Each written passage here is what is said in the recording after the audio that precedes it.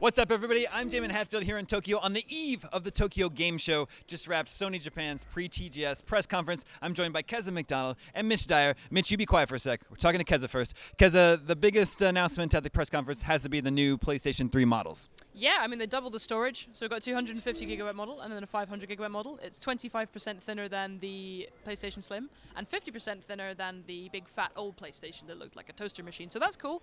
And the best thing is it's the same price as it was before, which is really unexpected and really cool. And there's a couple of different models. It's coming out first in North America, then in Japan, and then in Europe a little bit later. They've got a new 12 gigabyte flash memory model for Europe.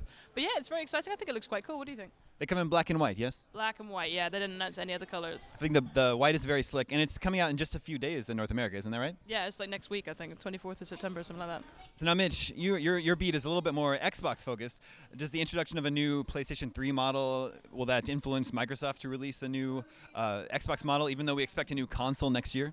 I mean, maybe, yeah. If we operate under the assumption that we're getting a new Xbox next year, the Durango or the 720, whatever you want to call it, I don't know that a new PlayStation 3 model that's lighter and slimmer and has more hard drive space is necessarily going to influence Microsoft to do anything. I think, maybe if anything, Microsoft might once again have that few-month lead with the next-gen consoles, because this might extend the life of the PlayStation 3, where Microsoft is focusing on moving forward with the next console.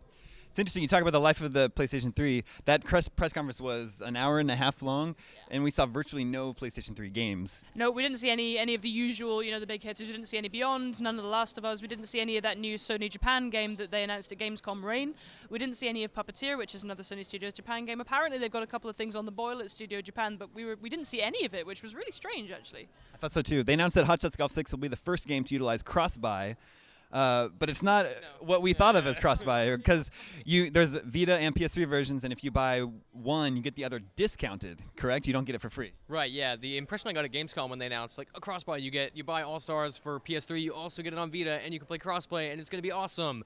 But with Hot Shots Golf, or Minino Golf, you buy one, you get the other one for, like, 1,000 yen less. Yeah. But it's still, it's not the same. Yeah. Like, I swear to God, at Gamescom they said it will be free. Like, is it just Japan? Like, we're not sure about that. Maybe it's just a Japan thing. Maybe it's free everywhere else. But Yeah, we'll be looking into that. Like, that's kind of important. Still waiting on details on that. They spent a lot of time talking about the Vita. Probably they spent the most amount of time talking about that system. They introduced two new colors. What is it? Cosmic Red and Sapphire Blue. I think the red looks pretty cool. I like the blue a little bit better. It wasn't crazy about the red, but I think the white version is still the sexiest Vita. Obviously. And then they made a big deal about Soul Sacrifice, the upcoming Vita game, which you've already played, Keza. Yeah, we saw quite a lot of it at Gamescom. Keiji Inafune, obviously, ex-Capcom guy who's, Mr. Dead Rising. And so it looks great.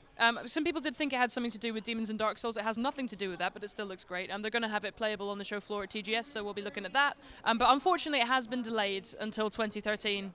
Spring of 2013, they said. They also announced that PlayStation Plus is coming to Vita, I believe in November. Finally, I was surprised by the amount of time they spent talking about the PSP, the OG PlayStation Portable. Apparently, that's alive and well in Japan, and there's tons of games coming out for it. Yeah, I mean, they made a point to specifically say that this thing still exists. Sony went out of their way to say, we have PSP games here. There are 3 on the floor. You can play them.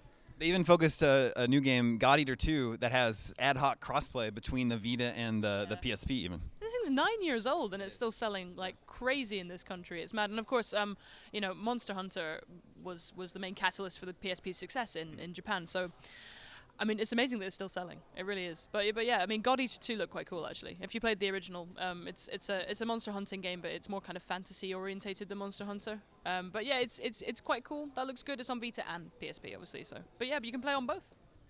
Thanks, Keza. Thanks, Mitch. It's curry time for us. This is Tokyo Game Show Day 0. The show hasn't even started yet. That's tomorrow morning, so we've got lots more to come from here in Tokyo. Stay tuned to IGN.